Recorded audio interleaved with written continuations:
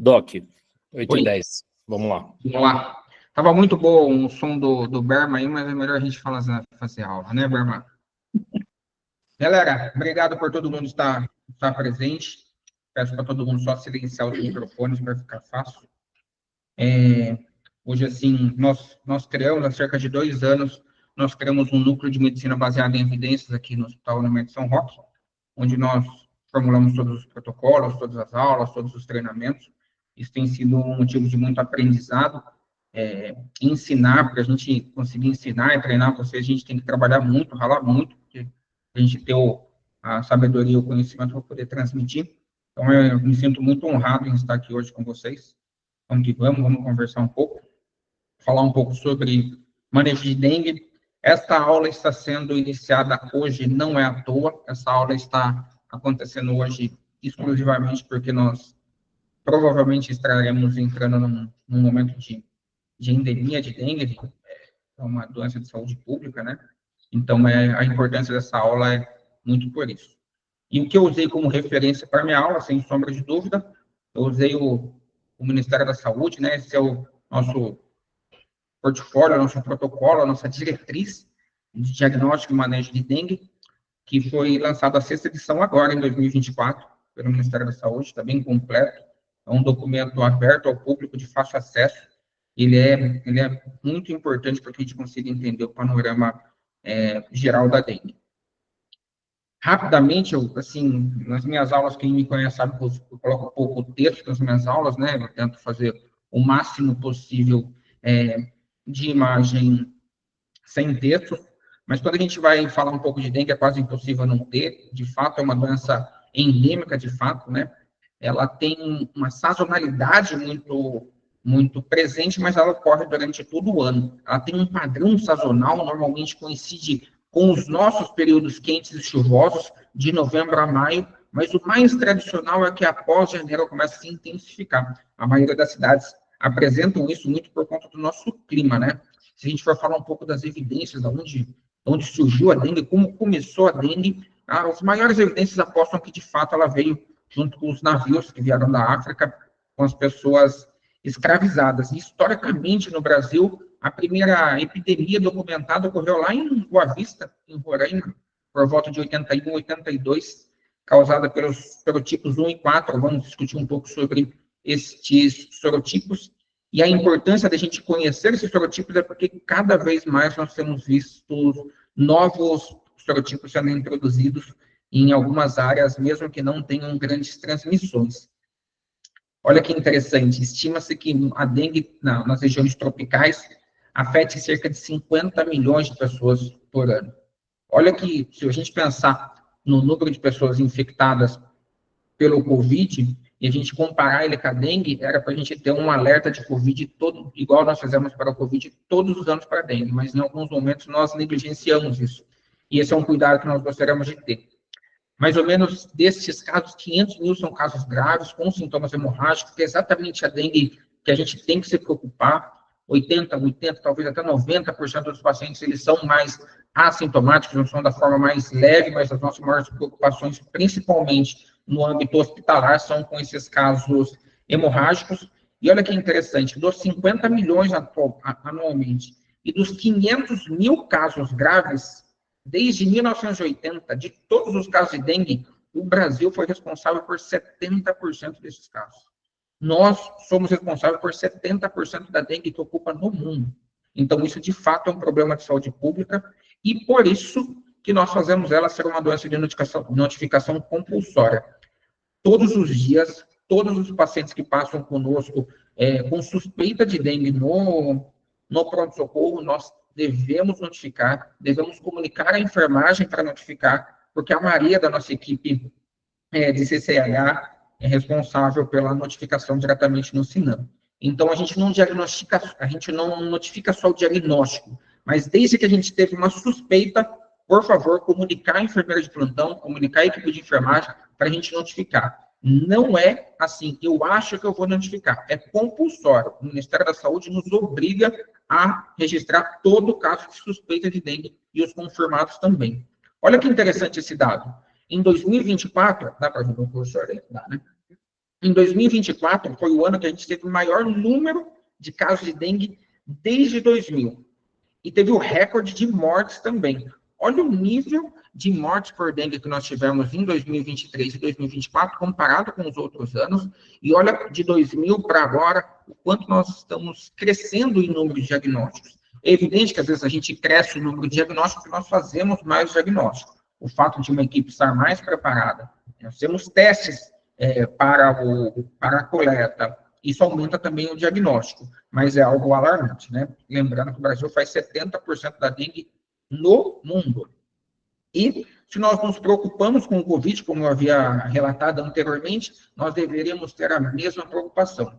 E nem sempre as pessoas que dominam o poder público tem essa preocupação com a dengue da mesma maneira que se preocupou com o Covid. Olha, em 2024, o número de pessoas que morreram por dengue e o número de pessoas que morreram por Covid. E não foi feito nenhum alarde. Isso é muito triste. Se a gente olhar esse mesmo gráfico, no gráfico da esquerda da tela de vocês, nós vamos ver que a curva em laranja da dengue, ela realmente começa em janeiro e vai diminuindo em junho, né? Março, maio, abril, ali são os meses que a gente tem o maior número de casos. Então, essa aula está aqui neste momento, não foi à toa, nós pensamos exclusivamente por isso. E é alarmante o número de mortes por dengue, que foi a diferença de 2023 e 2024. Olha que interessante, eu não sei se a doutora Márcia, nossa infectologista, está presente, ou a Maria está presente, mas no site do Gov, no Ministério da Saúde, gov.br, nós temos atualização de casos de arbovirose. E nós conseguimos fazer para todas as cidades. Eu tive o cuidado de entrar no Gov e filtrei região Sudeste, São Paulo, o município de São Roque e o ano de 2025. Ele nos dá em tempo real o número de casos. Nós temos 159 casos prováveis, nenhum óbito em investigação, nenhum óbito por dengue e o coeficiente de 195. Então, diariamente, o gov.br atualiza os números de todas as cidades, por isso que é uma doença de notificação compulsória. Ela mostra, inclusive, o perfil demográfico, 51% do sexo feminino, masculino, 49% do sexo feminino, raça e cor branca e até a faixa etária. Olha que interessante. A faixa etária predominantemente na faixa dos 20 até os 70 anos. Aqui é o nosso foco, nossa ampla gama de pacientes contaminados por dengue estarão neste foco. E eles dão todo, os casos que são confirmados, nós temos 15 casos confirmados, os outros ainda não, e alguns estão no laboratório. Isso dá para fazer para todos os anos, eu fiz de 2024 também. Em 2024, São Roque teve 1.292 casos de dengue e nenhum caso que ficou por investigação e 5 pessoas morreram. Então, nós tivemos uma letalidade de 125 em casos graves. Também tem um perfil demográfico de 2024, esses dados são todos liberados no gov.br. Quem trabalha com administração hospitalar ou outras estratégias de saúde da família, que eu sei que tem gente online, vale a pena a gente ter esses dados sempre em mão. Ele mostra esse coeficiente, tanto o coeficiente de 2024, uma cor um pouco mais próxima do laranja, e o coeficiente ainda de 2025, que está um pouquinho mais brando, mostrando que, por enquanto, ainda não tivemos casos tão ruins, mas não dá para a gente ficar feliz. Olha esse dado aqui. Esta imagem mostra em azul escuro 2023. Em azul claro, 2024. Em verde, 2025. Perceba que 2025, nós, até a semana que foi analisada, nós temos muito mais casos do que nos outros anos. Então, nós temos muito bem preparados para que a gente consiga administrar isso na nossa unidade de pronto atendimento. Quando nós vamos falar um pouco das arboviroses, né, a dengue está no grupo de arbovirose, agora começando um pouco a aula, saindo um pouco da epidemiologia, que é importante, a epidemiologia é sempre importante. Ela chama arbovirose porque, de fato, o mosquito transmissor é um arbovírus, e arbovírus, a título de curiosidade, nada mais é que um artrópode vírus, né? É um artrópode que transmite, que carrega, que leva, que semeia o vírus. Por isso que o nome é arbovírus. Se a gente pegar um pouquinho da característica do dengue, né? A característica do vírus da dengue, ele é, assim, participante de um gênero do grupo dos flavivírus. O principal método é a picada da fêmea do mosquito Aedes aegypti, que falaremos um pouco mais para frente, e como toda estrutura viral, é uma estrutura com um genoma de RNA. É importante a gente saber a estrutura de RNA, até por conta do meio de replicação e da viremia. Então, essa é mais ou menos a característica clássica de um vírus da dengue. Quando a gente vai olhar, pode parecer que eu estou sendo um pouco complexo em dando uma aula como essa, mas é importante. Quando a gente vai olhar a característica específica do vírus, ele é dividido em 3 partes. Na parte anterior, eu já tinha mostrado, é classificado em membrana, no envelope e no capsídeo.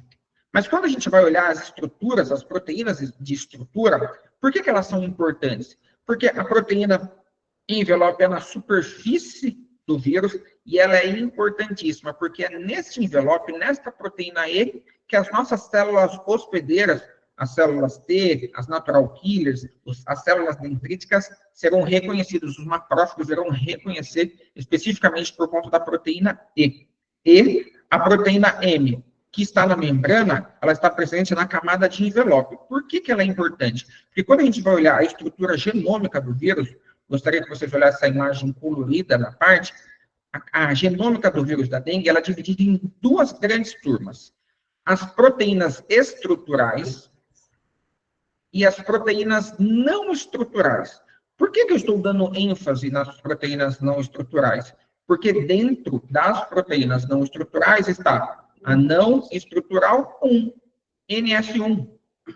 Eu tenho que te dar esse panorama para você entender o porquê que você pede o NS1. O NS1 nada mais é do que a proteína não estrutural do tipo 1. Então, o NS1 está dentro daqui. Existe o NS1, o NS2, até o NS4B. Mas a importância de a gente entender a proteína NS1 é que ela que vai ser secretada na corrente sanguínea durante a infecção. Então, eu entender a genômica do vírus, eu entender a classificação do vírus, eu entender a arquitetura do vírus, me faz compreender o porquê que eu peço NS1. Porque algo que a gente conversa bastante com o Berma, com a Márcia sobre isso, a quantidade de NS1 pedido de forma errônea no pronto-socorro, talvez custando um valor para o hospital que nós não deveríamos gastar, se a gente entendesse o porquê que nós pedimos ele. E é ele que realmente, o NS1 é aquele que é a proteína que a replicação viral, a viremia, transmite com uma grande maioria, e é exatamente ela que causa dano aos vasos sanguíneos.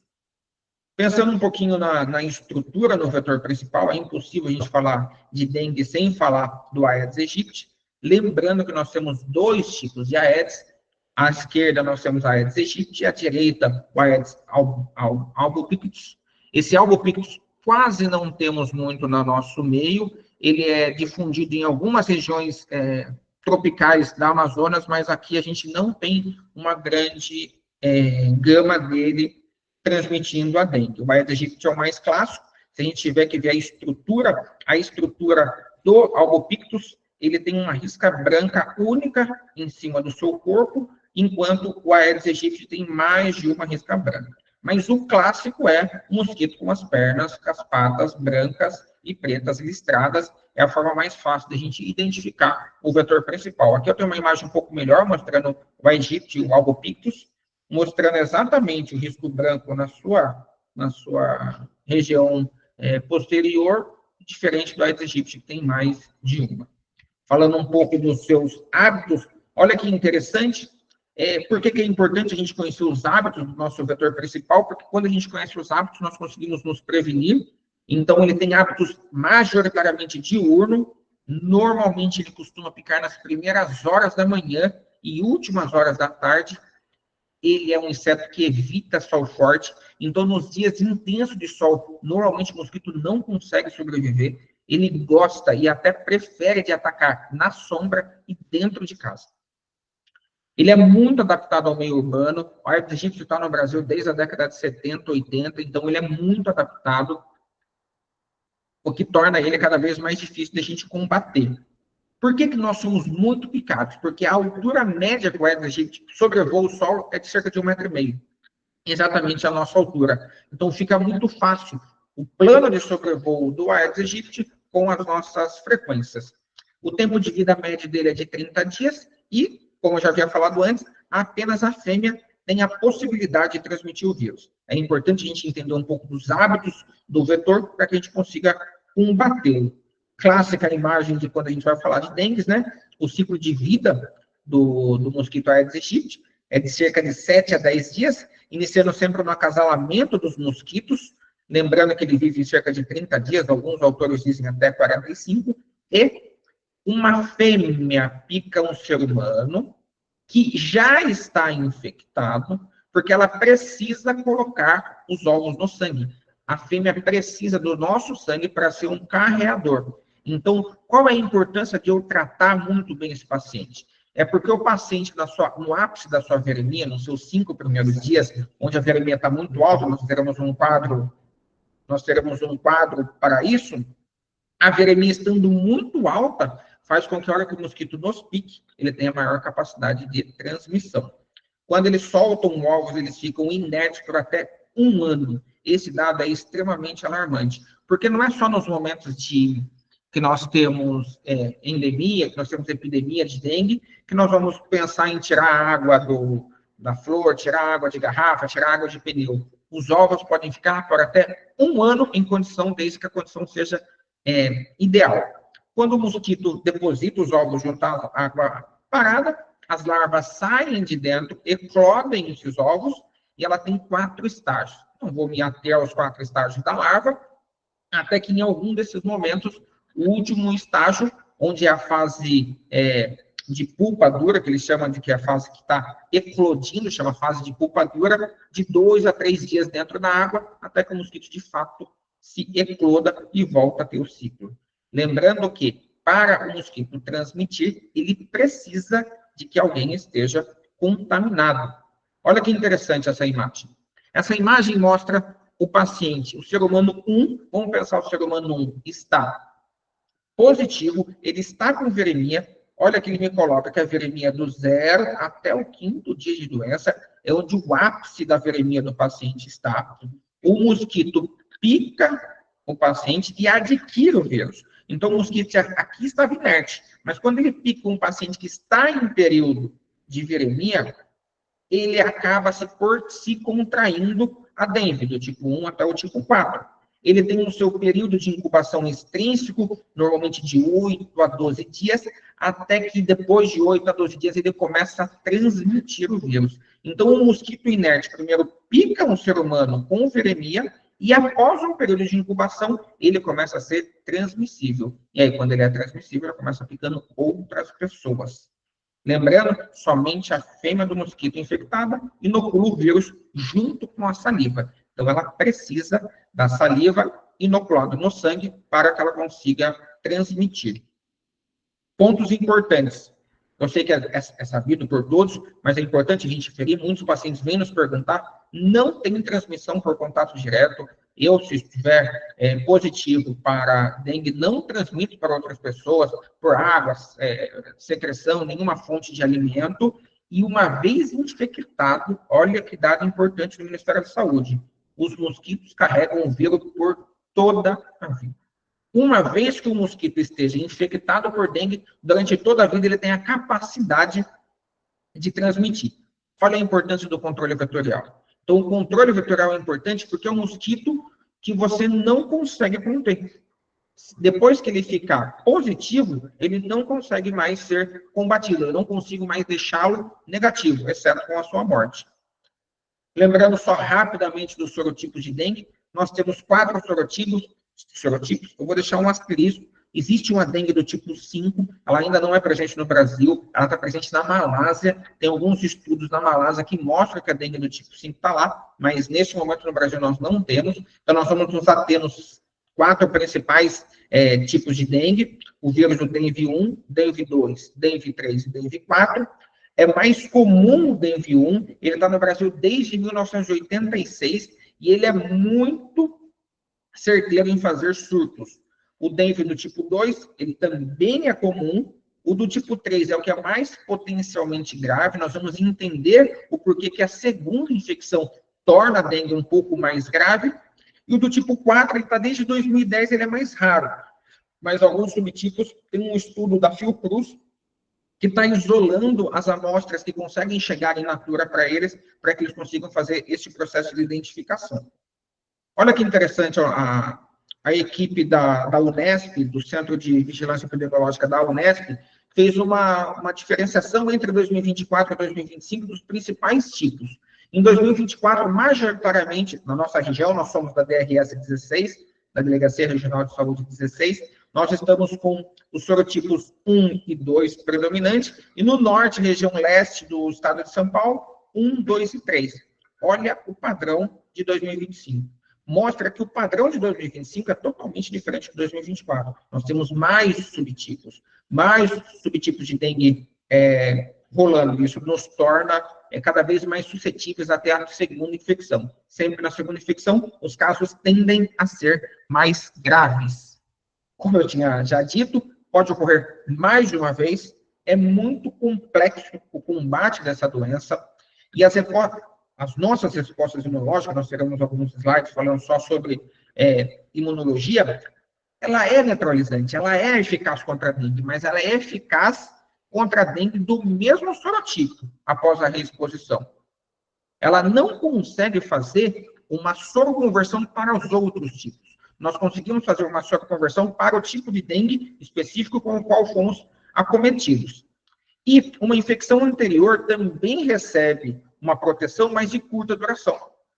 Pelo menos de 2 a 3 meses, que a gente chama de proteção cruzada. Então, a neutralização efetiva só acontece para aquele sorotipo. A proteção cruzada é de 2 a 3 meses, depois você se perde. E as infecções secundárias, em última linha, por dengue, realmente tem um maior risco de doença grave. Nós vamos entender um pouco por isso. Quando nós vamos pensar em resposta imunológica do vírus, essa imagem é uma imagem importante. Esse estudo é um estudo que a doutora Márcia me mandou, um estudo de 2025, deste ano, que um autor húngaro mostrou, para você pensar, um autor húngaro estudando dengue, ele é um epidemiologista, mostrando que 95% dos casos são assintomáticos ou não são reportados. Os casos assintomáticos são, assim, responsáveis pela maior parte das infecções anuais pelo vírus de dengue. E apenas 5% desses casos, cerca de 96 milhões de pessoas, realmente num universo grande, vão cursar com as formas mais graves, como a febre hemorrágica da dengue, que eles chamam de DHF aqui, ou DSS, que é a síndrome do choque da dengue, né? Um paciente que leva ao choque. Lembrando, o que mata a dengue é o choque. A nossa tendência é estar atento com o choque. 90%, 95% dos pacientes terão sintomas leves. Mas nós temos que estar preparados para olhar para o paciente e ver quando ele tem sinais de alarme. A aula de dengue não é para você conhecer sobre dengue. A aula de dengue é para você conhecer sinal de alarme. Você, colega que está no pronto-socorro, a sua missão é saber fazer um diagnóstico e reconhecer os sinais de alarme. Reconhecendo os sinais de alarme rapidamente, a tendência é que você postergue ou até evite o choque. Esta imagem é uma imagem importante quando a gente vai falar de resposta imunológica. Parece uma imagem complexa, mas nós vamos com calma. Vamos imaginar que aqui na picada do mosquito, né, o paciente demora um período de tempo, né, de incubação, normalmente pode ser 3, 4, às vezes 5 dias antes do paciente começar a ter febre, antes de ele começar a ter a curva de viremia. Então, vamos imaginar que só depois da picada do mosquito que o paciente começa a ter um pico de viremia, é onde eu começo a ter febre. Então, o paciente aparece no nosso pronto-socorro com febre, e a febre da dengue é febre alta, não é febrícula, é febre de verdade. O paciente chega com temperaturas, às vezes, acima de 39.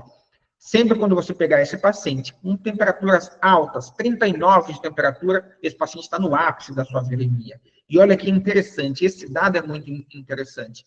Quando eu estou no ápice da viremia, eu começo a aumentar a permeabilidade microvascular. A permeabilidade microvascular é a chave para você conseguir entender por que o paciente choca. Evidentemente que, conforme eu aumento a viremia, eu aumento a permeabilidade microvascular, no 4º, 5º, 6º dia, eu começo a aumentar de forma exponencial o risco de choque e hemorragia. Olha como a curva é exponencial.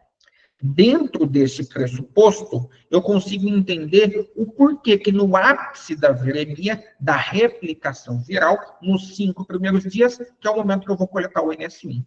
O NS1, no structural protein 1, então a proteína não estrutural do tipo 1 vai ser no ápice da viremia, até o 5º dia. Não tem por que eu coletar após o 5º dia. Deixa eu ver se o slide aparece ali, aparece, né? Não tenho por que eu coletar após, eu tenho que coletar especificamente até o 5º dia. Olha como a resposta de IgM, de imunoglobulina M e de imunoglobulina G são distintas. A imunoglobulina M, a IgM, ela é altamente sensível para infecção aguda, ela que faz uma resposta rápida, uma resposta imunomediada, então ela começa junto com a replicação viral, enquanto a IgG, que é uma resposta tardia, uma resposta sorológica, uma resposta cicatricial, demora um período de tempo um pouquinho melhor. Então, vamos sempre lembrar que nós temos a fase de incubação, pico da viremia, a eliminação viral e a hemorragia ou choque. Essa é a resposta imunológica clássica ao vírus da dengue. E quando eu tenho uma infecção secundária? E quando o paciente já tem uma infecção? Quando o paciente já teve uma infecção por dengue e tem a sua segunda infecção? Aqui, no período de incubação, nós temos as células de memória, nós temos uma resposta rápida. Nós temos uma ligação de memória muito mais rápida. Então, o mosquito pica, as células T já começam a fazer o seu efeito e perceba que o IgG, que aqui começava do zero, neste ponto já não começa mais do zero. Por quê? Porque essa resposta imunológica, essa é a memória imunológica. A nossa memória imunológica faz com que nós já tenhamos uma carga de imunoglobulina G suficiente para começar esse combate. Porém, quando nós temos a segunda infecção por dengue, de outro subtipo, eu aumento a minha carga de viremia. Quando eu aumento a minha carga de viremia, o IgG tem a capacidade de achatar a curva da viremia, diminuindo um pouco o caos virêmico, mas ao mesmo tempo que as células T, por aumentar a microvascular, a permeabilidade microvascular, aumentam muito o risco de choque hemorrágico. Então, eu tenho um período de viremia mais curto, dá para perceber pela essa seta. O IgG conseguiu achatar a curva de viremia, muito resposta pela imunidade de reação cruzada e pelos anticorpos já mais presentes e mais fortes. Essa memória de célula T consegue nos ajudar. Ela faz essa reatividade cruzada, ela faz as células T atuarem de forma mais precoce e deixa a nossa imunidade um pouco mais forte.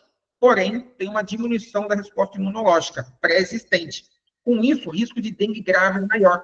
Pacientes que apresentam infecção assim, secundária aumentam o risco de ter uma dengue grave, exatamente porque ele afeta de forma adversamente as respostas imunológicas. Então, é por isso que o paciente que tem a segundo tipo de dengue aumenta o risco de choque. Essa imagem é rápida, só para vocês conseguirem entender um pouco a resposta imunológica. Imagine que esta imagem de fato é um anticorpo, não precisa imaginar, porque essa imagem de fato é um anticorpo, e esse anticorpo é dividido em algumas frações. Vamos lembrar lá, segundo ano da Faculdade de Medicina e Imunologia, a porção AB do braço do anticorpo reconhece via forma de glicocálise o dengue, o vírus da dengue do tipo 1, e ela apresenta este vírus para um receptor de superfície, que a gente chama de receptor Fc-gama. Esse receptor Fc-gama é responsável por reconhecer o vírus da dengue. O monócito engloba, fagocita o vírus da dengue. O vírus da dengue, por ser um vírus, ele tem um RNA viral, ocorre a replicação desse RNA viral, e aí sim eu vou ter a maioria dessa replicação viral dentro do corpo. Tem uma imagem um pouco mais complexa, que mostra o paciente, imaginando que esse ponto da estrela é o paciente onde o mosquito onde o paciente foi picado, a dermis, onde foi picado. Então, a primeira fase realmente é a entrada, a permeabilidade da membrana para o vírus, a replicação viral.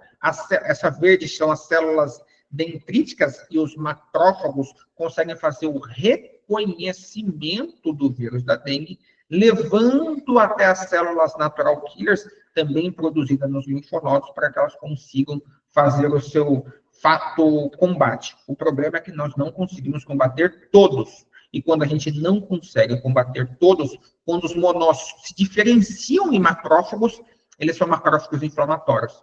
E isso inflama a região endotelial, e a inflamação endotelial desencadeia toda a cascata de microcirculação. É a mesma imagem, da mesma forma, mostrando uma primo-infecção. Imagina que um anticorpo reconhece o vírus da dengue do tipo 1, neutraliza e faz uma resposta imunológica. Só. Na prima-infecção é basicamente isso. Uma prima-infecção do dengue do tipo 1, os anticorpos neutralizam e faz uma memória imunológica. Porém, entretanto, todavia, quando eu tenho uma segunda resposta, uma dengue do tipo 2, os anticorpos específicos se ligam na dengue, transformam os monócitos em monócitos inflamatórios que aumentam a penetração do vírus, liberando fatores de inflamação, principalmente óxido nítrico, aumentando a permeabilidade vascular. Aqui está a gênese do choque. Aqui está mostrando o porquê o paciente de fato choca. Não se assustem. Essa imagem é a imagem mais complexa, mas ela está aqui por um motivo só. Infecção primária, eu tenho a absorção do vírus diretamente por endocitose pelos macrófagos. E infecção secundária, eu tenho reconhecimento pelos FC receptors, né, os receptores de superfície, que fazem a abertura para que o vírus entre.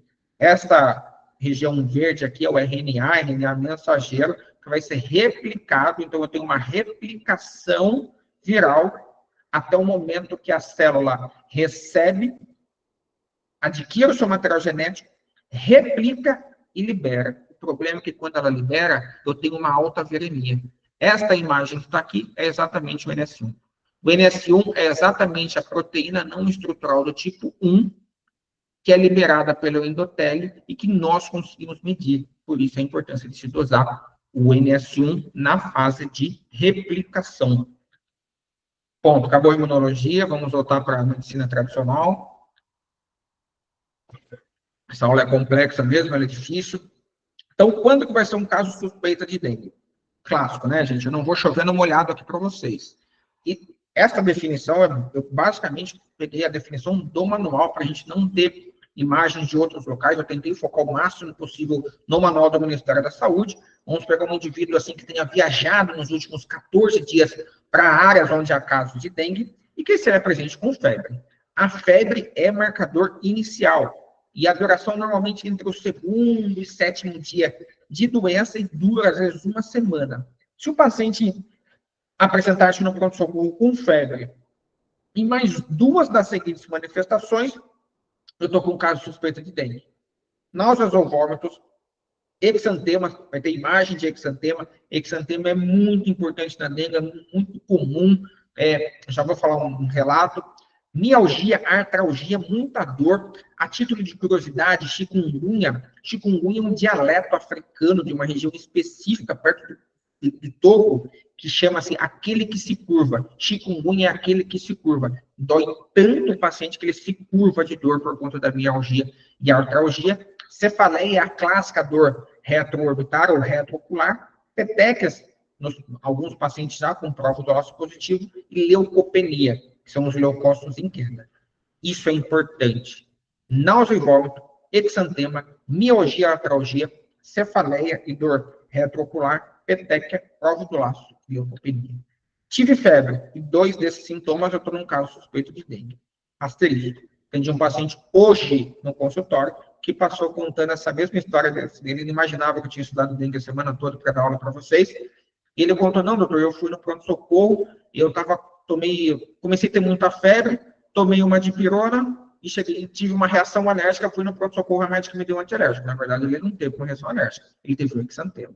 Muito confuso. Então, quando o paciente chegar com exantema no pronto-socorro, não pense inicialmente em resposta alérgica. Pense em exantema da dengue. Acho que a médica, no momento, olhou, observou e falou, não, essa vermelhidão no seu corpo é uma reação alérgica, deu um antialérgico, e, na verdade, estava diante de um caso de dengue. Asterisco. É um paciente meu com fibrilação atrial que usa xarelto. Por isso que ele foi no consultório, eu tirei o xarope dele pelo risco exacerbado nesse paciente desenvolvido dengue com choque. Importante, a presença de um quadro clínico clássico, somado a um período epidemiologicamente ativo, no momento como agora, março, abril, maio, como acontece nos casos de surto, dispensa qualquer outra investigação. Eu peguei um caso clássico. No momento de viremia, um caso de surto, esquece. Mas o Ministério da Saúde, viu? Dispensa qualquer outra investigação. Esquece NS1, IgM, IgG. O paciente está com dengue. Nós temos muitos pacientes que são positivos para dengue, sem que ele tenha um NS1 positivo. Diagnóstico, nós vamos dividir o diagnóstico em 2 etapas. Até 5 dias. Durante os 5 primeiros dias de doença, o paciente ainda não vai ter desenvolvido a sorologia específica para dengue. Para isso, nós vamos buscar a dosagem de partículas relacionadas ao próprio vírus causador. Ei, você acha que os slides que eu coloquei anteriormente eram à toa? Não, eram complexos, mas é para você colocar na sua cabeça o porquê que hoje você pede o NS1. Por que é importante você lembrar do NS1? Por que a proteína não estrutural do tipo 1 replica somente nos 5 primeiros dias? Por favor, paciente com 10 dias de sintoma, não peça uma NS1 no pronto-socorro. O NS1 vai estar reduzido. Paciente que passou dos 5 dias, não peça uma NS1 no pronto-socorro. Também existe um teste de amplificação genética, que é o RT-PCR, que nós não temos à disposição, e a imunohistoquímica nos 5 primeiros dias. Mas, sem sombra de dúvida, nós vamos usar o NS1, que é o teste com uma eficácia muito bom, sensibilidade, especificidade boa e um custo reduzido. E após 5 dias, o que eu faço se o paciente aparecer no pronto-socorro depois do 5º dia de dengue? Esses métodos que eu falei não estão mais válidos, eles não serão mais parte do diagnóstico. Esse paciente vai ser diagnosticado com a parte clínica, ponto. E a sorologia, IgM e IgG, vai ser via vigilância epidemiológica. Nós não coletamos IgM e IgG de dengue no pronto-socorro. Esta vigilância vai ser, esta coleta vai ser nos pacientes que foram notificados, encaminhados para a vigilância epidemiológica da cidade de origem do paciente, e lá sim ele vai ser coletado esse IgM e IgG para dar sequência na notificação. Esta soroconversão de IgM normalmente demora de 10 a 14 dias após a fase aguda. E o IgG você vai começar a olhar 7 dias após a infecção nos pacientes que tiveram uma infecção prévia. Ufa, respira. Está muito rápido? Não? Não? Espectro clínico. Nós vamos dividir a dengue em 3 fases. Fase febril, fase crítica e fase de recuperação. As 3 fases importantes. E elas serão importantes do nosso manejo, também vai ser importante. Olha essa imagem, essa figura 1 é bem importante. Dá para ver bem, né? Acho que vocês conseguem ver bem e ler bem. Imagine que, vamos olhar gráfico por gráfico, né? Linha por linha. A temperatura, perceba que nos 3, 4 primeiros dias é o momento do ápice da temperatura. Paciente chegando a 40 graus. Ele está concomitante, atua sinérgico ao período de viremia. A viremia ocorre nos 5 primeiros dias. Com isso, após este período, normalmente a febre tende a diminuir. E quais são os nossos potenciais problemas clínicos? O principal é a desidratação. Por que ocorre desidratação? Vou falar um pouco para frente. Sequestro de terceiro espaço. Aumenta, quando eu aumento a permeabilidade endotelial, quando eu aumento a permeabilidade, estou dando aula com um patologista, um professor de patologia, mestre Berma. O endotélio é um epitélio pavimentoso simples, ele não é pluriestratificado, é um epitélio pavimentoso simples. Quando eu aumento a permeabilidade vascular, eu tiro o líquido de dentro da luz do vaso, da lúmen do vaso, e extravaso para o terceiro espaço. O terceiro espaço, no caso, o interstício. Esse paciente tem edema. Eu perco o líquido. Por isso que o foco número 1, 2, 3, 4, 5, 10 é a reidratação. A reidratação é a tentativa de eu vencer a permeabilidade vascular que está aumentando. Eu estou perdendo o líquido de dentro da luz do vaso para o interstício, aumentando a desidratação. Com essa desidratação, no 3º, 4º, 5º dia, eu aumento o risco de choque ou o risco de sangramento. Com isso, eu faço um comprometimento dos órgãos. E essa é a fase crítica, tá, gente? Eu estou falando primeiro a fase branca, que é a fase febril, a fase rosa é a fase crítica, a fase branca é a fase de recuperação. Então, eu tenho um período de febre muito alto, eu desidrato o paciente, voltando para a fase febril. O que acontece com o hematócrito? Alguém consegue me responder? O hematócrito sobe, mas o hematócrito sobe porque a nossa medula está produzindo mais hemácias de forma alguma. É hemoconcentração. A mudança laboratorial que nós olhamos no aumento do hematócrito não é porque a nossa medula começou a produzir mais glóbulos vermelhos, pelo contrário. Nós estamos tirando tanto líquido de dentro da luz do vaso que ele vai ficando cada vez mais concentrado, cada vez mais grosso. E isso cursa sempre com o ápice da viremia, o ápice da viremia. Quando a gente vai para a fase crítica, com o comprometimento dos órgãos, o hematócrito já tende a cair. Nesta fase é quando o paciente já começa a ter um risco elevado de sangramento. Isso, para nós, é perdão, essa linha daqui é da plaqueta, né? O hematócrito sobe muito alto, ele sobe pelo risco, pela desidratação, e a plaqueta por consumo se cai. Então, o risco pontilhado é o hematócrito subindo, e o risco, a linha reta, é a plaqueta caindo. Imagine, hematócrito alto, plaqueta baixo, o risco de sangramento é muito grande. E, no processo de recuperação, tem dois detalhes que são importantes. Algo que chama reabsorção ou sobrecarga de fluidos. Nesta reabsorção sobrecarga de fluidos, o corpo começa a reabsorver todo aquele líquido que estava no terceiro espaço. Com a absorção desse líquido que estava no terceiro espaço, nós temos uma falsa impressão de que o paciente vai recuperar a volemia, mas ele não recupera. A volemia tem que ser nós que estaremos prontos para repor. Aqui embaixo eu deixei a replicação tanto do IgM quanto do IgG. Essa é uma imagem muito boa, didática, daria para dar aula só com essa imagem. Odeio o texto, mas não tem como. Fase febril. Foco na fase febril. A primeira manifestação é febre, até porque se não fosse a febre, o nome seria outro. Tem duração de 2 a 7 dias, geralmente muito alta. Ponto 1. Ponto 2, abrupto, rápido. Não, assim, o paciente fala, doutor, eu estava bem ontem, hoje eu estou com uma febre que começou agora, muito alta. Dor de cabeça, prostração, dor no corpo, artralgia, dor retroocular. Alguns pacientes falam, doutor, não consigo comer, estou nauseando, estou tendo vômito. Alguns pacientes cursam até com diarreia. Isso é importante, que a diarreia faz ele perder mais líquido ainda, isso nos preocupa. E aí é um diagnóstico diferencial com gastroenterite. Paciente que chegar no pronto-socorro com diarreia, febre, náusea, vômito, em vigência de um curso de endemia, pensa em dengue, não em jeca. Nem tudo é jeca. Às vezes é dengue fazendo isso. Então, por favor, não dar antibiótico nesses casos. 50% dos casos têm exantema. Eu vou pegar uma imagem, talvez seja até a próxima. 50% dos casos têm exantema. Importantíssimo. Tipo maculopapular, atinge face, tronco, membro, não palpa nada, não poupa nada, nem palma de mãos, nem couro cabeludo, pé, tudo.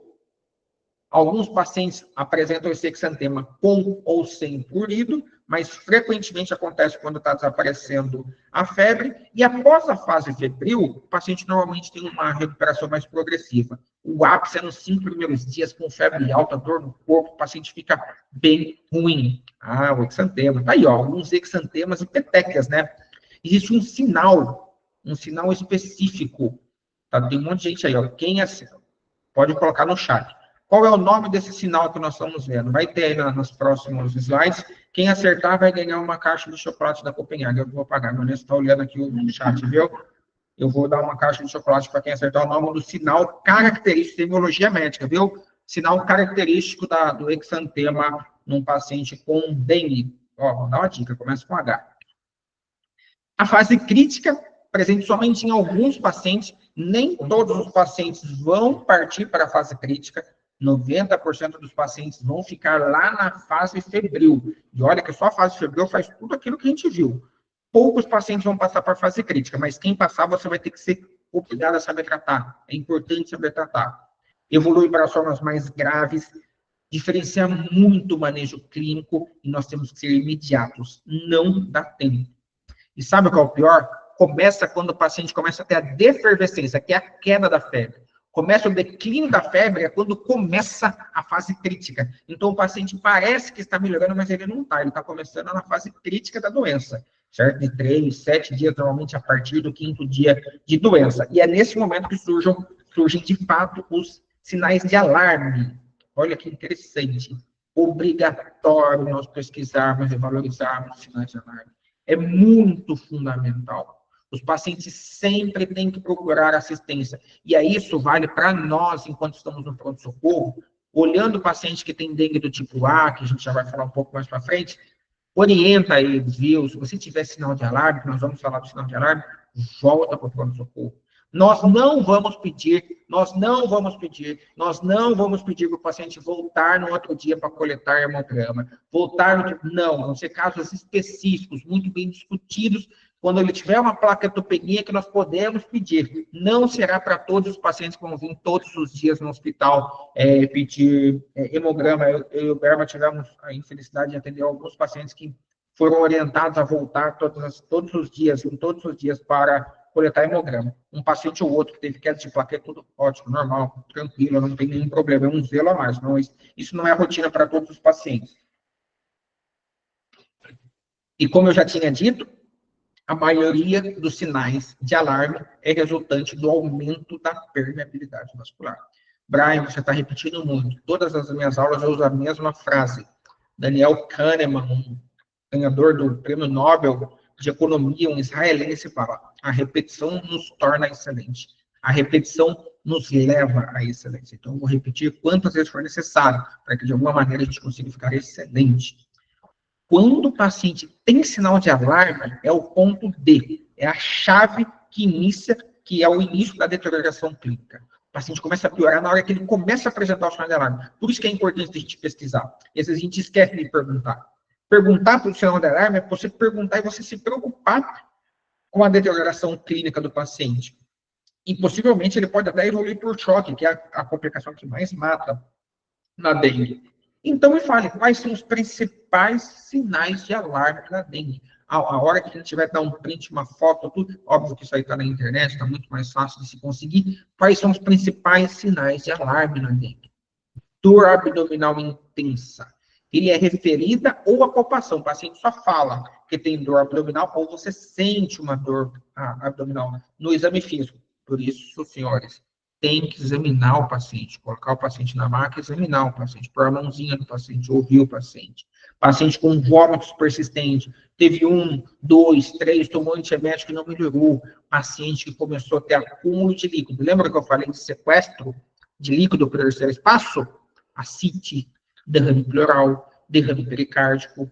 Tudo isso é acúmulo de líquido, é perda de líquido para o terceiro espaço. Se eu perco o líquido para o terceiro espaço, eu diminuo o líquido dentro da luz do vaso. Se eu diminuo o líquido dentro da luz do vaso, a minha tendência de ter um choque é muito maior. Hipotensão postural. Eu tenho muito disso no consultório. O Dozinho faz muito, doutor. Quando eu levanto, me dá uma tontura, eu sinto que eu fusco. Doutor, quando eu fico muito tempo em pé, eu estava no banco, estava muito tempo em pé, a minha vista estava ficando mais fraca, eu ficando com fraqueza, eu só quero ficar deitada. Hipotensão postural, está faltando líquido, é sinal de alarme, os pacientes podem chocar. Hepatomegalia, lembrando, só conhece hepatomegalia quem palpa, quem sabe a técnica, quem faz a técnica de Mathieu, a técnica de Barbosa, tem que palpar fígado para conhecer hepatomegalia. 2 centímetros de bordo costal. Sangramento de mucosa, pode ser sangramento de gengiva, úlcera ardente ou aleatório, sangramento de conjuntiva, e o paciente que está muito letárgico, sonolento, com irritabilidade, esses são os principais sinais de alarme. Tem um jeitinho fácil da gente conseguir decorar isso? Será que tem um jeito fácil? Tem sim, ó, a dádivas. Dor abdominal, aumento do hematócrito, porque aumento do hematócrito também é um sinal de alarme. Derrame cavitário, ascite, derrame pleural, derrame pericárdico, irritabilidade ou letargia, vômitos persistentes, aumento do fígado, porque não dá para colocar hepatomegalia, então colocar aumento do fígado, hipotensão e sangramento. Dor abdominal, Hematócrito alto, porque hematócrito alto é sinal de que você está fazendo extravasamento vascular, microvascular, derrame cavitário, irritabilidade ou letargia, vômitos persistentes, aumento do fígado, hipotensão e sangramento. As dádivas, a dádiva para você conseguir tratar e diagnosticar os sinais de alarme na dengue. Importantíssimo esse slide, viu? Importantíssimo, talvez um dos mais importantes da aula. Falando um pouco de dengue grave, Edwin Hernandes, sinal de Hermann, perfeito, viu, Edwin? Eu não sei de onde você é, deixa aí, você vai ganhar um chocolate. Tem que vir ganhar em mãos, viu? É isso mesmo, sinal de Hermann é o nome do exantema. Muito bom. As formas graves da doença, quando nós avaliamos esse paciente com choque, normalmente isso ocorre por conta de severo extravasamento plasmático, né? Especificamente o severo extravasamento plasmático, olha aqui essa imagem que interessante, isso aqui é um capilar normal, imagine esse capilar normal, e olha a volta do capilar normal, é um tecido único, porém aqui eu aumento a permeabilidade. A permeabilidade capilar está muito aumentada. Quando eu aumento a permeabilidade, eu perco plasma, perco albumina. Quando eu perco plasma e perco albumina, eu faço a hemoconcentração, a redução da albumina, por consequência, derrame cavitário. Eu sei que tem alunos de medicina na aula aí, lembrando isso, é a pressão coloidosmótica. A pressão coloidosmótica é a pressão referente à albumina, que tem a capacidade de puxar líquido no local que tem mais concentração para o local que tem menos concentração. Tudo isso depende e demanda, por exemplo, o derrame pleural, a ascite, pela intensidade do extravasamento e pela quantidade de fluidos perdidos. Quando nós vamos ver? Repetindo, aumento do hematócrito, redução da albumina e alguns exames de imagem. Quais exames de imagem? Raio-x de tórax. Raio-x de tórax em PA, perfil, estou na dúvida para ver se tem derrame pleural, coloca o paciente de lado, decúbito de Laurel, no decúbito, inclusive no Ministério da Saúde fala no decúbito de Laurel. Colocando no decúbito de Laurel, consigo olhar se esse paciente tem ou não derrame pleural. Rapidamente, para vocês entenderem o aumento da permeabilidade vascular, a principal fisiopatologia é o choque, ocorre por conta desse cidadão aqui, chamado óxido nítrico. Quando eu tenho qualquer alteração no endotélio, quando eu tenho qualquer ativação endotelial, irritação endotelial, o endotélio libera óxido nítrico. O óxido nítrico é vasodilatador. Quando eu faço uma vasodilatação, a minha tendência é fazer o choque. Lembrando que a pressão, pela tese, pela hipótese de Frankenstein, é dependente da tensão em volta do vaso. Se eu diminuo a tensão em volta do vaso, eu diminuo a pressão dentro dele. Com isso, o óxido nítrico faz cair a pressão. Lembrando que nos pacientes que são secundários, na segunda infecção, a disfunção endotelial ocorre de forma mais potente. E com isso, eu tenho uma resposta inflamatória mais intensa. Tendo uma resposta inflamatória mais intensa, a nossa tendência é que o paciente choque mais rápido. Eu sei que é difícil, mas se fosse fácil, a gente estava fazendo outra coisa e não estudando quinta-feira à noite. O complexo que tem o anticorpo e a proteína não estrutural do tipo 1 ativa vários setores do nosso corpo, inclusive a cascata complemento. Então, quando eu tenho uma célula endotelial, o macrófago reconheceu a dengue pelo TNF-alfa, que é o fator de necrose tumoral alfa, e o óxido nítrico, ele ativa a célula endotelial, que vai sofrer uma cascata de inundação. Além de uma reação cruzada com o NS1, uma infecção direta pelo vírus, ele libera FVW, fatores de von Willebrand, fator ativador de plaqueta, tromboxana 2 e prostaglandinas. Fator de von Willebrand aumenta o risco de sangramento. Fator ativador de plaqueta, tromboxana 2, lembrando que o tromboxana 2 ele é que faz a recrutação das plaquetas, principalmente na hemostasia na hemostasia primária. A título de curiosidade, quando eu tenho qualquer lesão endotelial, a plaqueta encosta na lesão endotelial, ocorre uma mudança conformacional na plaqueta, a plaqueta se achata.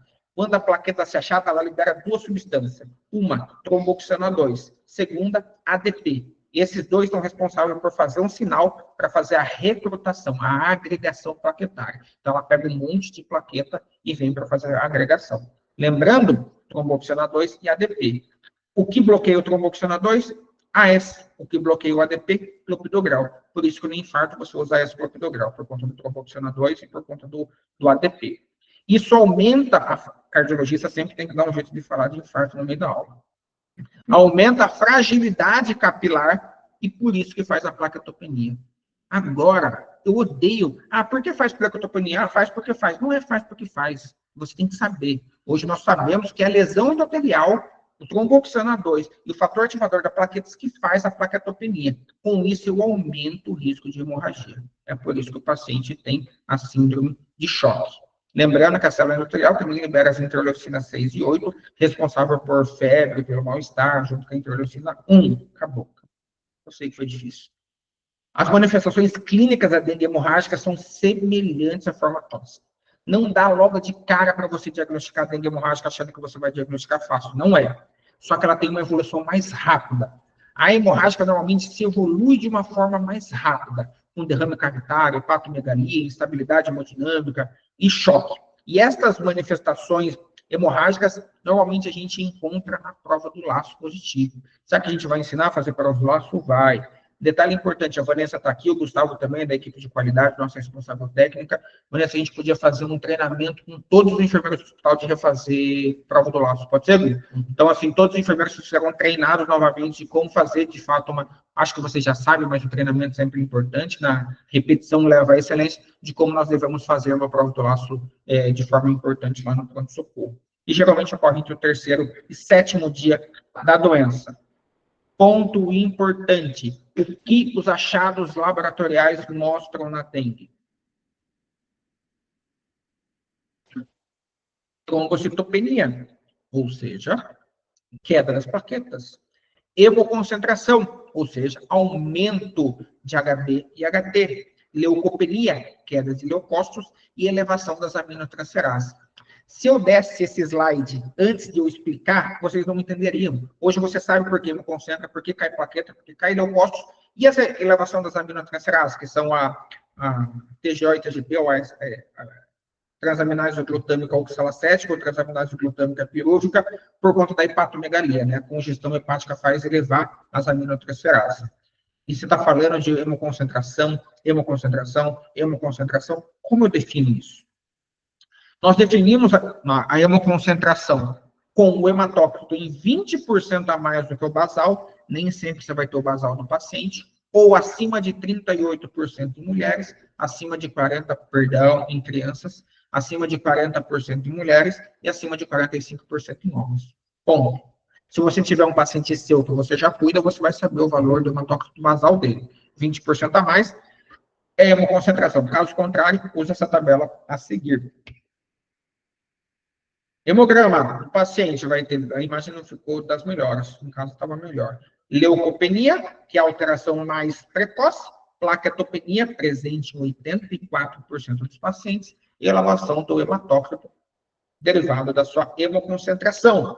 E acometimento hepático, elevação das aminotransferases, AST e ALT, que é o TGO e TGP, até 5 vezes o LSN é limite superior da normalidade. Até 5 vezes acima do limite superior da normalidade e, em alguns casos, acima de 1.000. Eu tive um caso, quando eu ainda estava no CHS em Sorocaba, no regional, uma TGO e TGP acima de 10.000. O paciente entrou em falência hepática e foi para transplante por conta de uma dengue hemorrágica. Em alguns casos graves, o paciente evolui com bilirrubinemia, hiperbilirrubinemia, por conta de hepatite e falência hepática, como havia mencionado um pouco anterior. Em casos graves, eu vou ter uma queda de albumina, também já explicado. Adiantava só falar que cai a albumina? Não, hoje você entende por que cai.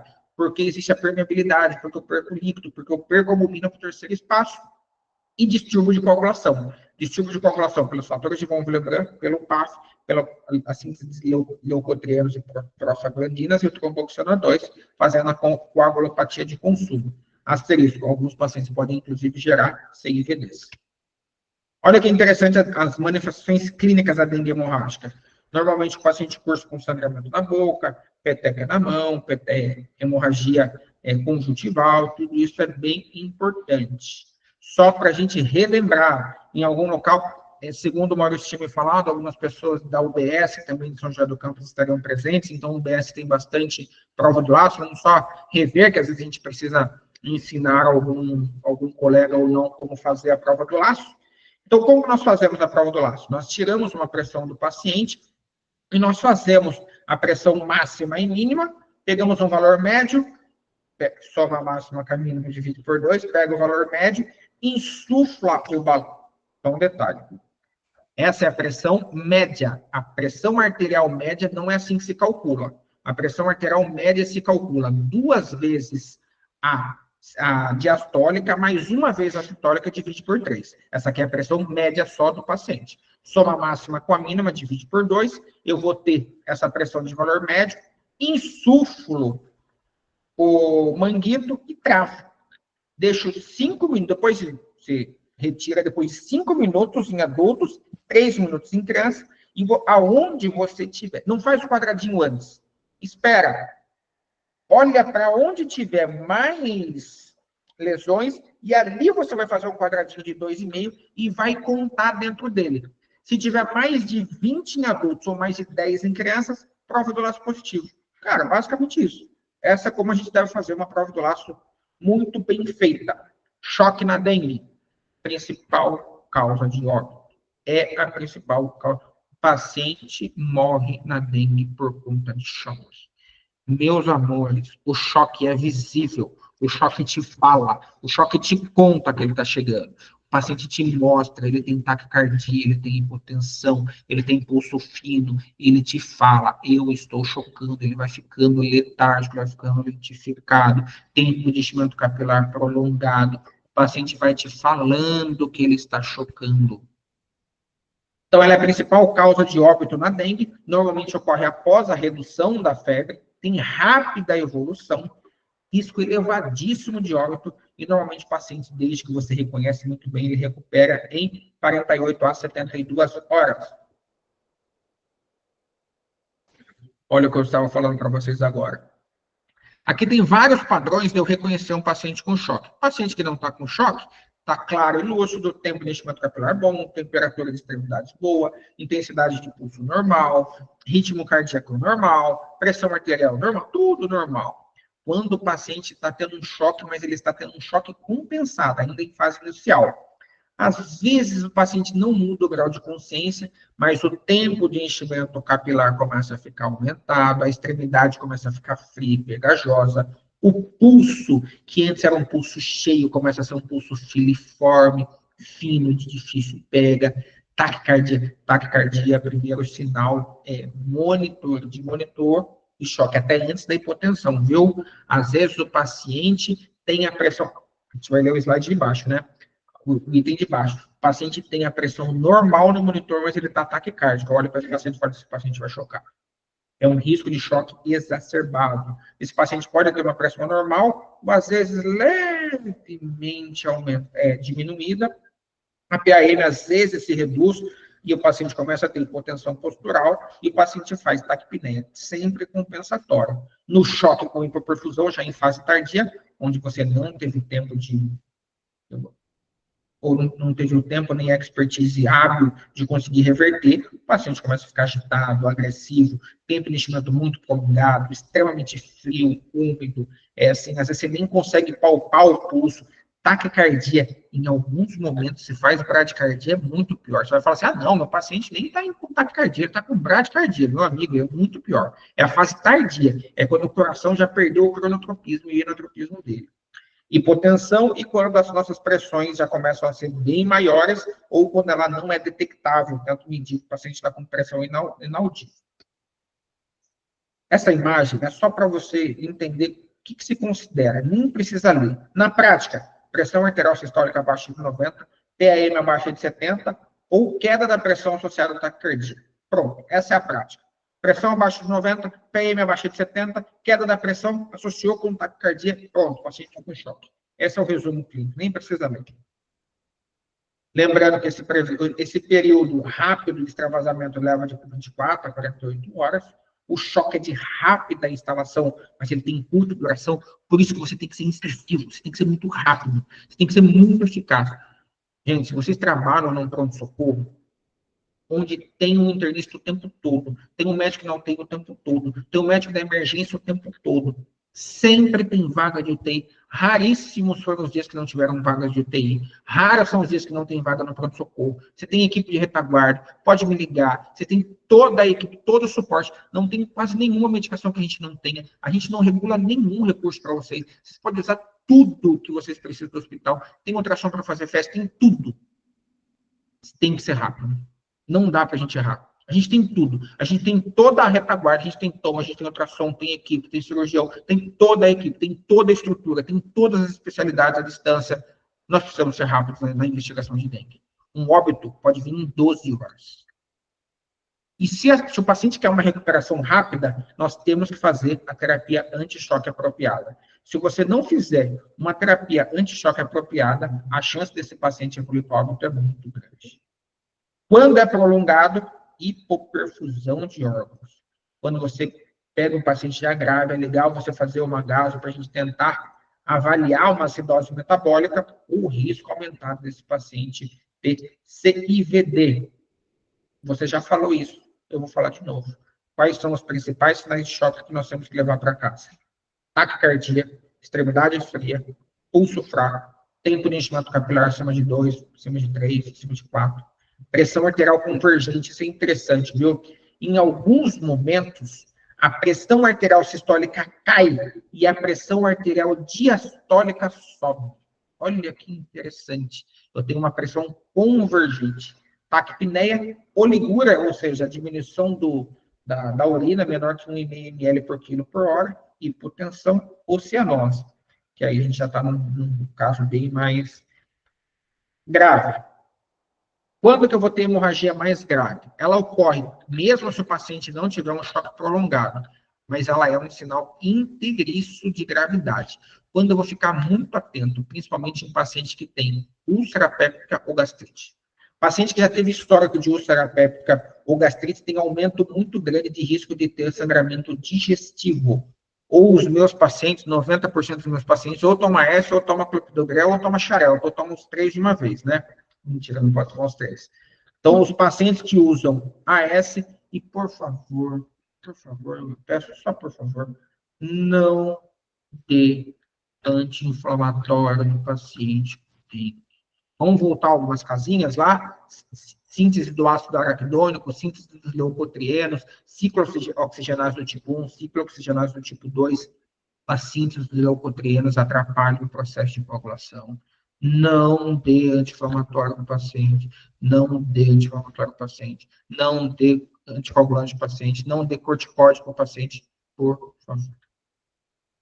E nem sempre os pacientes que têm hemorragia têm trombocitopenia ou têm hemoconcentração, viu?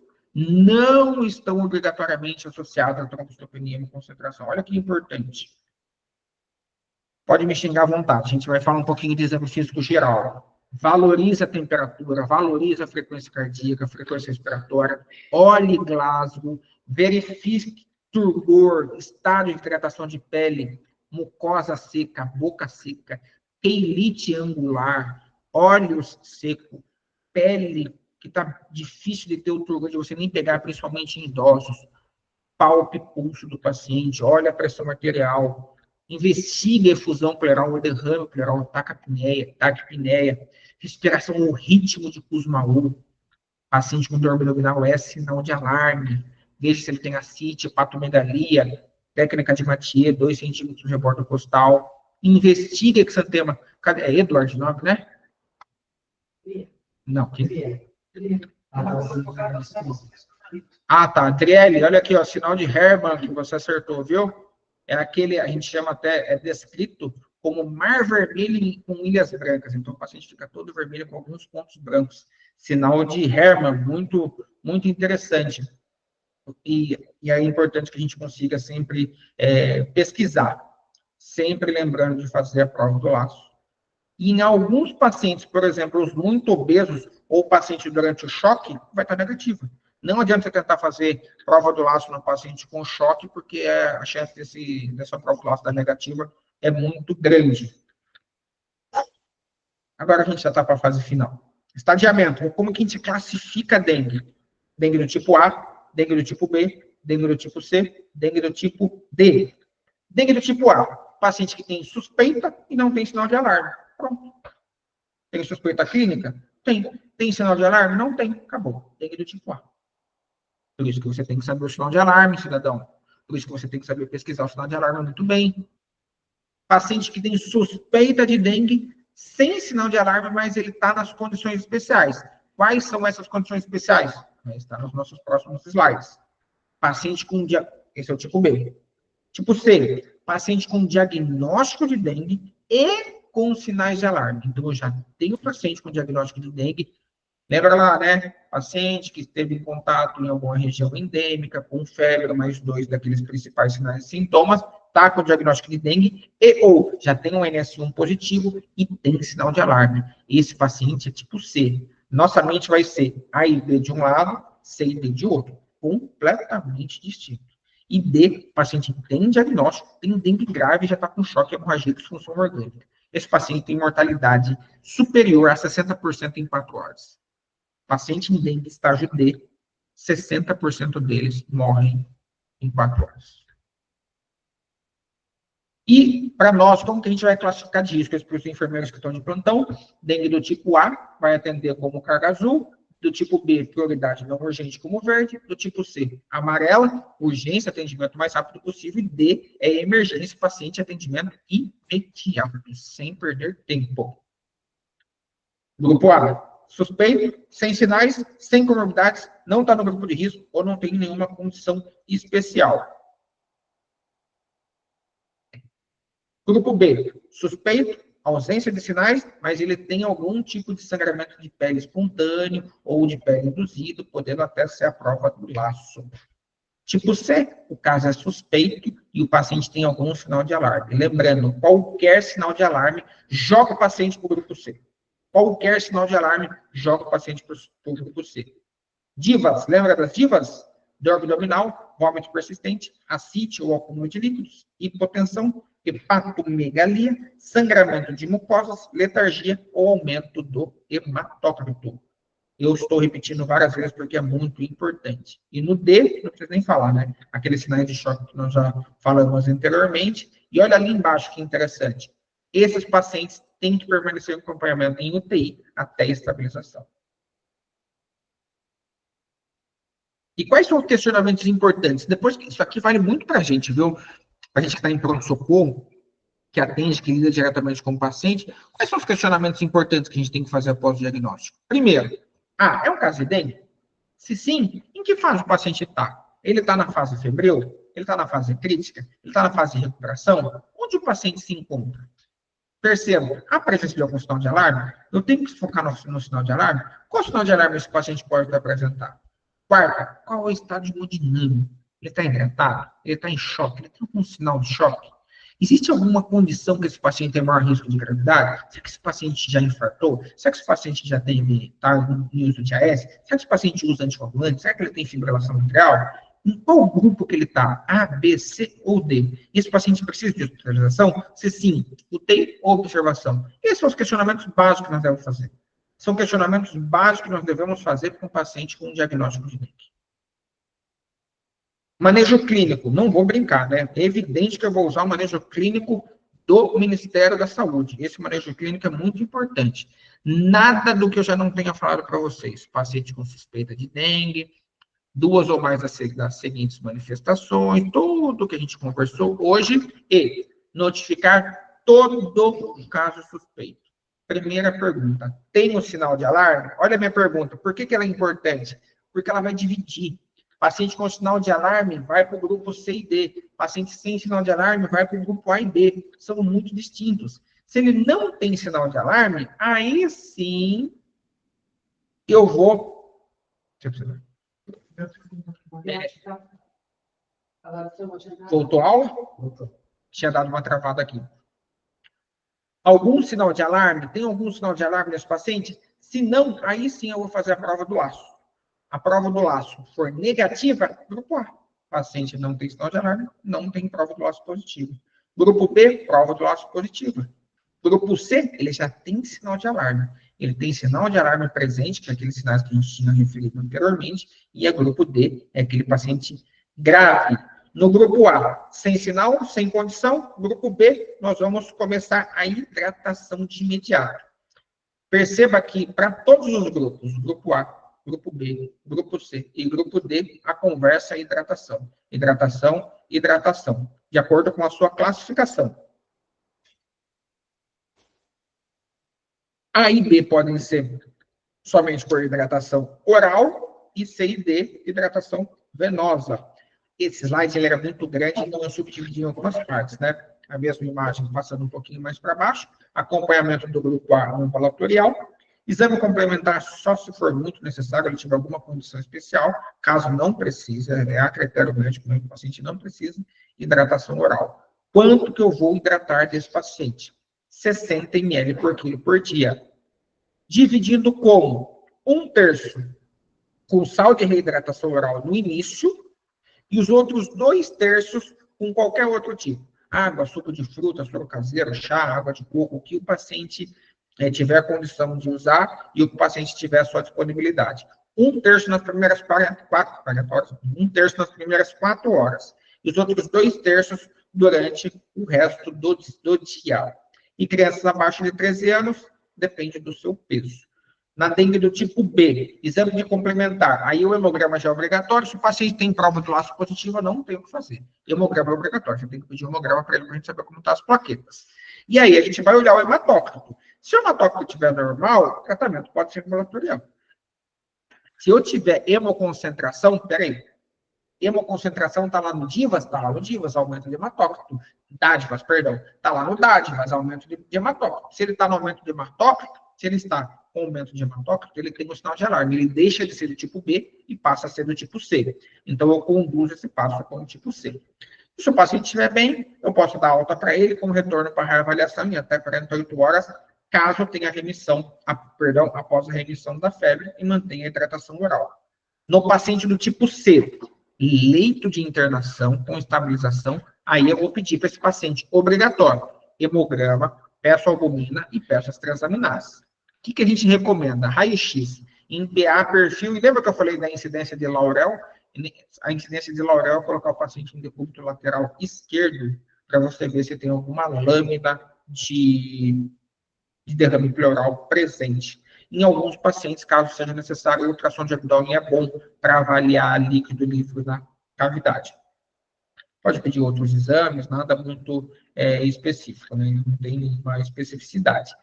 A reposição volêmica tem que ser imediata e agressiva. A reposição volêmica tem que ser imediata e agressiva, 10 ml por quilo na primeira hora. Na primeira hora, paciente 10 ml por quilo. Em qualquer ponto, independe do nível de complexidade, o paciente tem que estar com 10 ml por quilo sendo infundido. Em uma hora, a gente reavalia. Se precisar, eu posso fazer mais hidratação, 10 ml por quilo por hora. Normalmente, nós usamos somente soro fisiológico, avaliando sempre sinais vitais, pressão e a diurese. É isso que basicamente a gente quer, tentando fazer a reversão do paciente na reposição volêmica. O paciente do tipo D vai estar em UTI, mínimo de 48 horas, reposição agressiva, 20 ml por quilo em 20 minutos. Extremamente agressivo. Um paciente de 100 quilos, 2 litros em 20 minutos. Ponto. 1 litro em cada braço, corre aberto o máximo que puder, em qualquer nível de complexidade. Reavaliação não é a cada 1 hora, é a cada 15, 30 minutos. Em 2 horas, você tem que ter um novo hematócrito em mãos para você conseguir reavaliar. Condições especiais, se seu TRC como para a reposição. Tá, muito bem. Foi, claro, a pergunta da Régia nunca vai ser boba, né?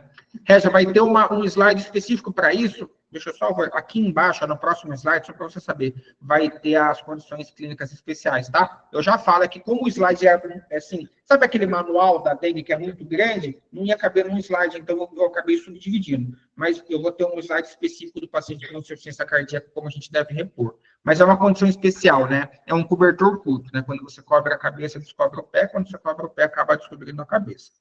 A título de curiosidade, se o paciente for renal crônico e for um renal crônico dialítico, você vai ter um pouco de permeabilidade de líquido se ele for fazer a diálise em curto período de tempo. Ou a gente pensar em conversar com a equipe de anefro, a gente fazer uma diálise pregressa. Se o paciente tem diurese eficaz, se ele tem diurese, você vai quantificar. Você vai começar como, se você faz bastante diurese, se eu faz xixi, quanto que você faz normalmente de xixi por dia? Não, doutor, eu sou renal crônico, mas eu faço xixi todos os dias. Então, você vai fazer provas volêmicas, vai fazer hidratação. A primeira fase de hidratação no grupo C e no grupo D, entenda, ele vai morrer pelo choque, não pela doença renal. Põe o volume nele, tira ele do choque, depois, se precisar, a gente põe ele para dialisar.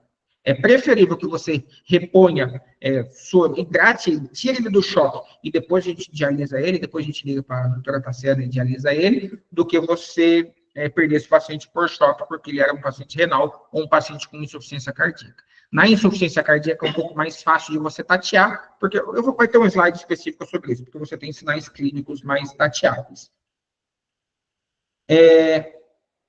A reavaliação do paciente do grupo D ocorre após cada etapa da expansão. Régia, como você tinha me falado, quais são as condições especiais ou riscos sociais que ele fala? Lactentes abaixo de 24 meses, gestantes, adultos acima de 65 anos, gente, o nosso pronto-socorro tem bastante idosinho, eles já entram nas condições especiais, paciente que é hipertenso ou tem qualquer outra patologia grave, diabetes, doença pulmonar, asma, doença hematológica, doença renal crônica, doença apéptica, como eu tinha dito, pelo risco maior de sangramento. Esses pacientes podem evoluir, pode apresentar evolução desfavorável. Então, essas condições clínicas são muito especiais. Nos pacientes do tipo C, reavaliação clínica e laboratorial após 2 horas, eu vou fazer sempre a mesma pergunta. Sinal vital, PA e diurese, ficou normal? Se eu tiver melhora no estado clínico, eu fico tranquilo, eu inicio a fase de manutenção, a primeira fase, 25 ml por quilo em 6 horas, e depois 25 ml por quilo em 8 horas. Quando eu vou dar alta para o meu paciente? Após estabilização de 48 horas, ausência de febre por 24 horas, melhora visível do quadro clínico, quando o hematócrito desse paciente estiver normal, quando as plaquetas estiverem em melhora. E se a pergunta que eu fiz dos sinais vitais da PA e da diurese, ou que é no hematócrito, for resposta não. Se eu não tiver nenhuma melhora dos sinais hemodinâmicos e sem melhora do hematócrito, eu saio do grupo C e transmito esse paciente para o grupo D. E aí eu vou entender esse paciente como uma resposta inadequada e a persistência do choque. E aí a conversa pode mudar. Porque nesses pacientes que tiverem com hematócrito em elevação, é evidente que isso aqui é muito mais para nós, eu não sei se tem, a Régia sempre foi da nossa equipe de UTI, se tem mais alguém do nosso grupo de UTI presente, nós vamos usar os expansores plasmáticos, a albumina de 0,1, 0,5 a 1 grama por quilo, preparar, como que a gente prepara? Eu fiz um slide só disso também. A solução de albumina nós preparamos para cada 100 ml, nós usamos 25 ml de albumina e nós infundimos ele em 10 ml por quilo por hora. Pergunto para o paciente se o hematócrito ainda está em queda. Tem choque? Se ele ainda tem choque, eu vou investigar. Se ele ainda tem hemorragia, eu vou transfundir concentrado de hemácia. Se ele tem CIVD ou coagulopatia, plasma fresco, 10 ml por quilo, e vitamina K, fitomenadiona endovenosa, e transfusão de plaquetas nas condições persistentes. Se a resposta for adequada, o paciente respondeu a tudo que você fez, eu posso pensar em voltar ele para tratar como grupo C. Se esse paciente ainda ficou muito ruim, está com choque, não está legal, eu posso pensar em usar diuréticos ou drogas inotrópicas. Eu vou ter um slide falando somente dessas drogas inotrópicas também. Aqui é só a mesma orientação, nada demais, é só para vocês terem, essa aula vai para todos vocês, é só para você ter como nós fazemos a hidratação oral, 60 ml por quilo, 1/3 com sal de reidratação e 2/3 nos demais. Nada de novidade. Nas primeiras 4 a 6 horas, o paciente vai tomar 1/3, e no resto do dia, nas 18 a 20 horas, o paciente vai tomar os outros 2/3. Alerta importante: hidratação do idoso. Apesar de ele ter maior complicação e risco de choque, ele tem um risco maior de sobrecarga. Brilhantemente, a doutora Hera já falou um pouco sobre isso no seu comentário, muito pelo risco de lesão renal e redução da função miocárdica. O paciente idoso, normalmente, ele já tem uma doença renal crônica incipiente e uma função miocárdica, normalmente, na beira da normalidade. Esse paciente, a gente sempre tem que ser mais minucioso e sempre olhando a crepitação. A título de curiosidade, cardiologicamente falando, quais são os sinais característicos de um paciente com hipervolemia?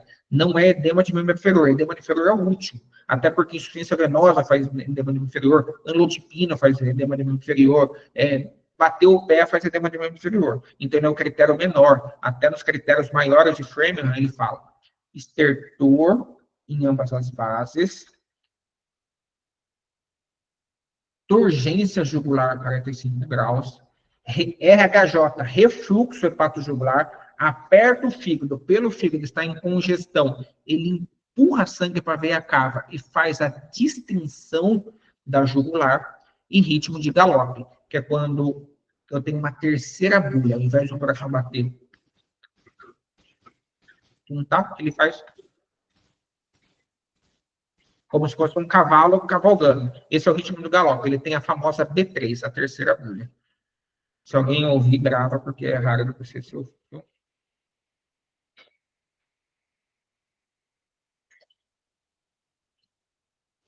Muito bom. Olha que interessante. Qual que é o resumo do paciente quando eu vou fazer hidratação? Se eu encontrei um paciente com oligúria e ele está hipotenso, eu tenho duas opções. Ou vou entrar com uma droga vasoativa, ou vou dar volume para ele. Se o paciente estiver normotenso, eu vou fazer só a ressuscitação volêmica. Se o paciente está com débito urinário normal, ressuscitação volêmica. Se eu tenho uma hipoperfusão periférica, eu tenho duas escolhas. Se ele estiver hipotenso, ou eu vou fazer uma droga vasoativa, ou volume, e se ele estiver normotenso, somente a ressuscitação volêmica. Se a perfusão periférica do paciente está normal e ele está hipotenso, posso pôr volume. Se o paciente tiver, Régia, nossa perguntinha interessante, caso você já pegou um paciente em congestão pulmonar, o paciente já tem congestão pulmonar, não tem como eu fazer hidratação, não vou pensar duas vezes. Eu não vou deixar esse paciente chocar, eu vou entrar com uma amina vasoativa nele. Certo? E se ele tiver congestão pulmonar, mas ao mesmo tempo ele esteja normotenso, eu posso usar um diurético. Calma aí. Questão de prova, viu? Título de especialista caiu uma questão. O cara estava muito maldoso no dia. Paciente com dengue, com congestão pulmonar, com pressão normal. Qual é o seu tratamento? Por incrível que pareça, era diurético. É um dos únicos mecanismos que na dengue você tem que colocar diurético. Ele estava de muito mau humor. A pergunta que você fez, Régia, eu respondo nesse slide. Paciente com insuficiência cardíaca e dengue, eu sempre vou avaliar. Se o paciente está com a pressão arterial, como que ela está? Se ele está hipotenso ou ele está hipertenso? Perfusão, está normal ou está hipoperfundido? Congestão, tem congestão ou não tem congestão? Débito urinário, tem um débito urinário reduzido ou não tem? Com isso em mente, eu vou conseguir saber. Posso colocar volume? Não, não posso colocar volume, devo entrar com uma droga vasoativa. Droga vasoativa, importantíssima. Gente, eu não vou falar tudo isso, porque tudo isso a gente já discutiu. Eu só escrevi para se em algum momento alguém quiser ler o que estava escrito, eu deixei. Tudo que eu faço no grupo A lá, a critério do exame, paracetamol de pirona, não usar AS ou anti-inflamatório e notificar o caso. Tudo isso daqui não é nada de novidade. Orientar o paciente a fazer repouso, dieta oral, orientar os sinais de alarme, sinais de sangramento, eliminar os criadouros, reforçar o uso de repelente, principalmente em casos sintomáticos. Por que a gente fala para usar repelente nos casos sintomáticos? Porque é eles que fazem a transmissão. Esclarecer por todos os amores da vida. Não tem exame específico para confirmação quando o paciente saiu do tempo dos 5 primeiros dias. E não precisa exame específico para confirmar. Normalmente, a gente não precisa, muito menos para nortear nossa conduta terapêutica e notificar todos os casos. No grupo B, a gente vai pedir hemograma por conta da plaquetopenia, avaliar hemoconcentração. Lembrando, tem hemoconcentração, aumento do hematócrito. Quanto que é o aumento do hematócrito? Acima de 20% do basal, acima de 35% na criança, acima de 40% na mulher, acima de 45% no homem. Aumentou o hematócrito, eu vou desviar o grupo para a direita e vou jogar esse paciente como grupo C. Lembrando, hemoconcentração ou surgimento de sinal de alarme conduz o paciente como grupo C. Lá no grupo C, as nossas reposições volêmicas, eu escrevi tudo bonitinho para se alguém quiser ler e não conseguiu se acompanhar dentro daquele painel, vai ter tudo aqui bonitinho, como o paciente deve fazer, como o médico deve fazer, quais são os sinais, o que ele busca, qual que ele faz. Eu deixei tudo o mais detalhado possível. Lembrando, reposição volêmica imediata, mesmo na ausência de exames complementares. Não tem nenhum exame complementar, não importa. Põe reposição volêmica imediata. Depois você vai buscar o exame complementar. A primeira fase, 25 ml. Agora, se o paciente já teve uma melhora clínica, o paciente está bem, está tudo tranquilo, ele melhorou, a gente vai para a fase de manutenção, 25 ml por quilo em 6 horas, ou se não, inicia a segunda fase, 20 ml por quilo em 8 horas, sempre com soro fisiológico. Tentei tudo no grupo C, não deu certo, não teve melhora clínica, não tive melhora laboratorial. Plaqueta continuou em queda, hematócrito continuou muito alto, conduz esse paciente como grupo D. Reposição agressiva, 20 minutos. Braz, você está repetindo tudo que você já falou. Estou. A repetição nos leva à excelência. Grupo D, reposição, 20 ml por quilo em até 20 minutos. Quantas vezes eu posso fazer isso? Até 3 vezes. Mas se o paciente tiver 100 quilos e são 2 litros em cada 20 minutos, eu posso fazer 6 litros? Sim, pode. E se o paciente for renal? E se o paciente tiver insuficiência cardíaca? Você vai olhar, escutar, urgência jugular, refluxo hepatojugular. Tudo isso vai ser importante. Examinar, beira do leito, reavaliação a cada 15 minutos. Lembrando que esse paciente sempre deve estar na UTI. Persistência do grupo, eu posso ter 3 opções, ou utilizar expansores plasmáticos, albumina, como eu preparo, até isso eu coloquei para vocês, como eu preparo a mesma albumina, está aqui, eu deixei para vocês. Para cada 100 ml, eu uso 25 ml de albumina, ponto final, e 75 ml de soro. E na falta dela, tem colóides sintéticos, mas nós normalmente sempre temos albumina à nossa disposição. Essa é uma pergunta boa. Se o hematócrito estiver em queda, e ainda assim o paciente estiver em choque, eu tenho que avaliar hemorragia. Se o paciente tiver hemorragia, concentrado de hemácia, de 10 a 15 ml por quilo por dia. Se ele tiver presença de coagulopatia, o que eu vou fazer? Plasma fresco congelado, sempre 10 ml por quilo, vitamina K endovenosa, que é a fitomenadiona, ou trio precipitado, 1 unidade para cada 5 a 10 quilos. E quando que nós vamos considerar a transfusão de plaquetas nos pacientes? Quando o sangramento persistente não conseguimos controlar, ou quando o paciente tem trombocitopenia, ou um INR para cima de 1,5, o valor normal. Condições importantes lá no grupo C e no D. É até estranho eu falar isso, porque o oxigênio no choque tem suas controvérsias, mas o Ministério da Saúde põe e eu vou colocar para vocês. Todo paciente no grupo C e D oferecer oxigênio em todas as posições de choque, seja com catéter, máscara, CPAP, VNI, ventilação mecânica.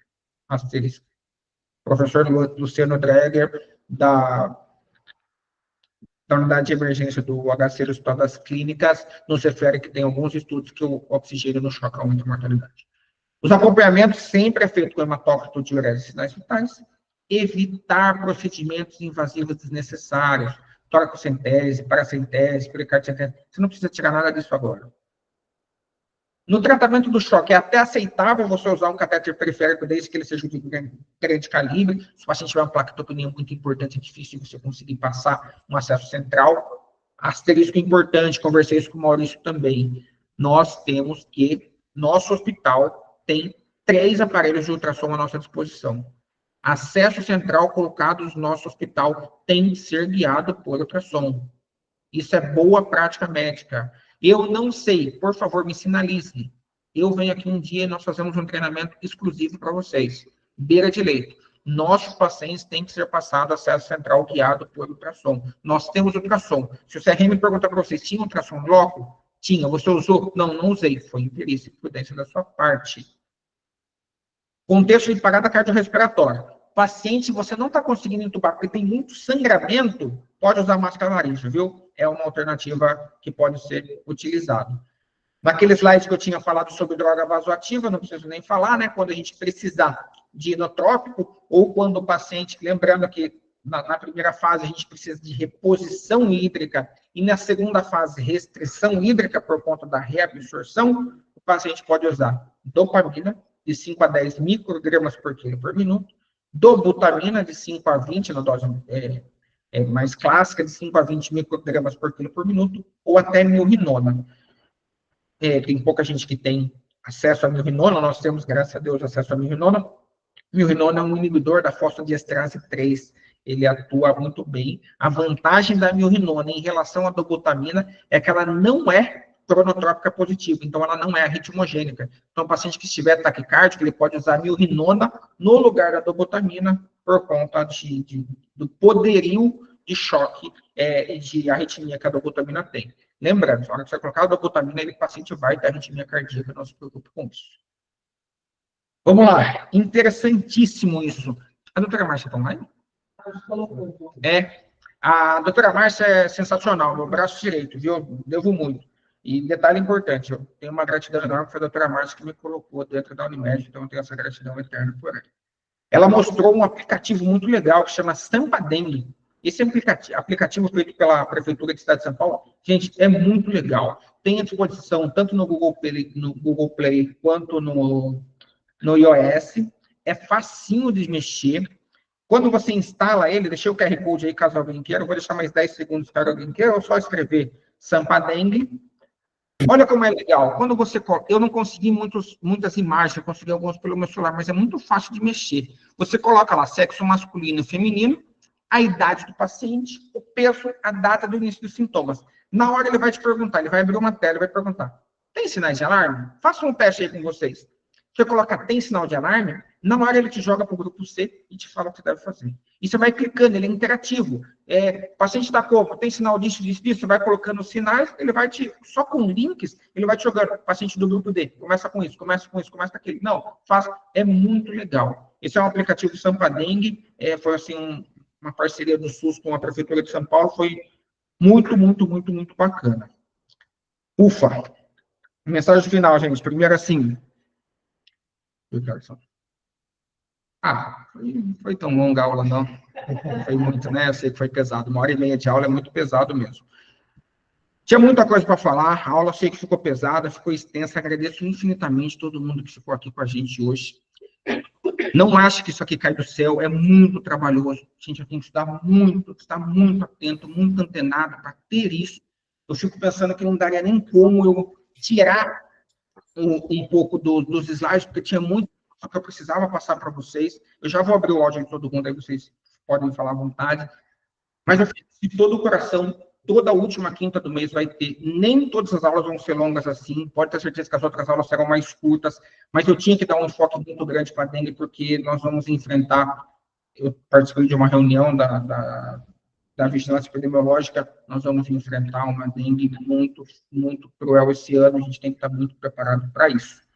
Eu sempre gosto de deixar uma mensaginha final para vocês, vou deixar 2 hoje. Somos o que fazemos repetidamente. Excelência não é um ato, mas é um hábito. O que você faz de forma repetida, várias vezes, é o que você de fato é. O que você faz uma vez, 2 vezes, 3 vezes, não te torna excelente. O seu hábito te torna excelente. Quem você é todos os dias te torna excelente. Se você estuda todos os dias, se dedica todos os dias, o que você faz todos os dias, você se torna excelente. E a última mensagem que eu deixo para vocês, nós temos muitas mudanças no hospital. Vocês que trabalham com a gente, algumas pessoas mais velhas têm saído, alguns enfermeiros experientes têm saído, alguns colegas médicos têm saído, gente mais nova tem entrado, algumas com bastante experiência, outras com pouca experiência. Eu sei que isso gera em todos nós uma certa angústia, eu sei que isso gera em todos nós uma certa preocupação, mas com muita honestidade, nós precisamos de líderes. Por quê? O pessimista reclama do vento. O otimista espera que o vento muda. Mas quem é um grande líder ajusta realmente as nossas velas. Galera, vamos ajustar as nossas velas. Vamos parar de reclamar do vento. E vamos ficar sentados esperando com que as coisas mudem. Ajuste cada um a sua vela. Vamos ajustar a nossa vela para onde o vento está indo. Para onde a direção está colocando. Para onde nós devemos seguir. É isso que eu queria falar para vocês hoje. Muito obrigado pela atenção de todos. Tenham bons estudos. Meio está aí. Se alguém quiser fazer qualquer pergunta, estou aqui. Foi um prazer enorme ficar 1h30 com vocês falando de dengue aqui. Foi, de verdade, do fundo do meu coração, muito feliz. Doc, a gente já vai abrir para pergunta, então, do pessoal. Eu só queria colocar um ponto, como a gente tem pessoas de outras instituições assistindo, lembrando que sempre respeitem o protocolo da instituição que vocês estão, tá? O Dr. Brian está falando de um hospital grande, que tem todos os recursos, mas também tem pessoas aqui de UPAs e UBS que não tem tudo à disposição. Então, sigam o que o hospital de vocês fala, o que o serviço de vocês fala também. Beleza? E agora, Brian, se quiser responder o pessoal que está com a mãozinha levantada, porque eu vi que pipocou aí. Berma, fala você, Berma. Eu vou falar que eu vou te parabenizar pela forma didática, pela forma, assim, extensa. Mas, assim, nós precisamos fazer isso uma rotina, porque o conhecimento é a somação da repetição. A medicina é extensamente complexa e precisa ser repetida muitas vezes.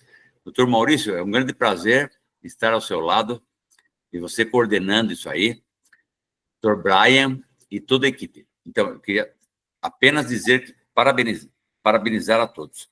Aqueles que chegaram até o fim conseguiram compreender detalhes muito importantes daquilo que a gente precisa compreender, aprender e realizar. E assim, isso precisa ser repetido, porque o ensino é constante. Ninguém consegue ter o conhecimento de forma simples. A repetição é fundamental. Então, se isso se fizer mensalmente, mesmo que seja um pouco mais curto, sim, mas numa sequência, acho que gerará uma grande satisfação para todos. Muito obrigado a vocês. Márcia, doutora Márcia, gostaria de falar alguma coisa para a gente? Oi, gente, boa noite. Eu queria parabenizar a aula, foi excelente, super didática. Eu acho que a parte da fisiopatogenia dá toda a explicação do exame físico, das condutas, então é fundamental para todo mundo aprender como que funciona, né, o desenrolar do quadro de dengue, para saber o que fazer, como manejar. Acho que foi, assim, mais que brilhante. Achei sensacional, parabéns. Obrigada pela aula. Que isso, é sempre um prazer, eu sempre gosto de deixar clara a minha gratidão para você também, mas eu fiquei pensando assim, enquanto eu estava fazendo a aula, não tinha como eu tirar, porque se eu tirar, é pesado, é difícil colocar, mas sem a fisiopatologia, eu preciso colocar ela, porque é importante. Sim. Mais alguém quer falar alguma coisa para mim? Estou aqui, mesmo de verdade, à disposição. A Claudete colocou aqui que é muito complexo. Claudete, concordo que é, de fato, muito complexo. Gente, quem teve a oportunidade de olhar, só estou olhando o chat agora, o Berma, assim, colocou absurdos de coisas legais, de sabedoria, de conhecimento para a gente, que fica bem legal. Falou um pouco sobre a tríade de Virchow. A tríade de Virchow é lesão endotelial, estase de sangue, né? Ou estados de hipercoagulabilidade. Isso é uma tríade que é usada muito nos pacientes que têm um risco maior de sangramento, assim, perfeitamente, viu? Gabi Sayuri, Gabi está aí? Obrigado, Gabi. Deus abençoe pela sua presença. Eu vi que o Fabinho estava online também. Régia, você teve mais alguma dúvida? Eu te respondi? Oi, Não tive mais nenhuma dúvida. Eu não consegui assistir a aula inteira porque eu tinha uma outra mentoria de um outro curso. Peguei mais ou menos da metade para frente, mas foi muito bem explicado. Tá tudo certo. Obrigada pela aula, Brian. Que isso, você me preteriu, você prefere outro curso à minha pessoa. Vou anotar aqui na minha lista. Anota na listinha. Júlia Gregnoli, presente, minha prima, está no 6º ano da Faculdade de Medicina, já está se formando, vai ser nossa colega logo, logo. Seja bem-vinda. Mauricião, quer falar mais alguma coisa? Eu vou aproveitar, então, que acho que não tem nenhuma pergunta a respeito da parte técnica do assunto, até porque você não deu margem para dúvida, né? Falou tudo que precisava, fantástico. Exato, né? Denso, mas muito boa. Denso, mas muito boa. Então, só vou falar, pessoal, próximo encontro, anota na agenda, depois eu vou soltar o cronograma do ano, mas o próximo encontro vai ser no dia 27 de março, e o tema vai ser cefaleia. Tá bom? Então já deixa anotado aí que a gente vai fazer. Eu vou divulgar, eu vou pentelhar, vou colocar que é obrigatório no grupo, vou fazer tudo igual eu fiz dessa vez, só que com 1 mês de antecedência e não 15 dias. Então eu vou pegar no pé para a gente encher essa sala de novo. Chegou a bater 101 pessoas, Doc, foi muito bom. Quantas pessoas ficaram online? 101 no pico. Rapaz, eu não tinha ideia. Acabei de ver que a Ana Luísa Spinelli estava online, a filha do Dr. Lanes estava presente, estudante de medicina também. A próxima aula vai ser importante, a Fer estava online também. O que é importante? Eu não vou falar só sobre cefaleia, né? Meu foco vai ser assim, Daniel Souza. Isso aí, Dani, eu vou fazer cefaleia, assim, cefaleia na emergência. Quando pensar em hemorragia subaracnoide, quando pensar em sinal de alarme, quando pensar que esse paciente pode ter alguma outra alteração, é muito comum e às vezes a gente não sabe muito bem manejar. Como manejar uma enxaqueca na emergência, eu vou falar, esse é um tema que eu discuto bastante com o Lucas Belmonte, que é o nosso neurologista, eu tenho bastante enxaqueca em comum com ele, então nós batemos bastante esse papo. Então, no dia 27 de março, nós vamos falar um pouco de qual é o panorama de cefaleia na emergência e como nós devemos abordar. Garanto para vocês que a aula é muito menor que dengue e com um tempo bem menor também.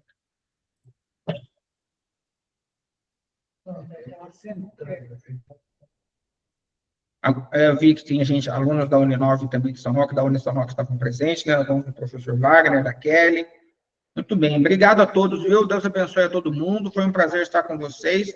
Meu e-mail está no final da aula, eu vou deixar a minha aula com a Vanessa, a equipe de fisioterapia também estava online, estou vendo aqui, a Bruna, a Bianca, que eu deixo minha aula online para vocês, e quem precisar pode usar os slides, Fabinho também presente, estou vendo o nome de todo mundo agora. Obrigado pelo tempo. Ficar aqui até as 10 horas da noite não é para qualquer um. Obrigado. Viu a Natasha, lá de Araçariguama, também presente. Deixa eu ver se tem mais. A Estela, do grupo da Vídeo, também presente. Fiquem com Deus, gente. Tchau, tchau. Beijo. Muito obrigado. Boa noite. Boa noite. Valeu, Brian. Boa noite. Boa noite para todos. Boa noite, pessoal. Obrigado pela presença de todo mundo.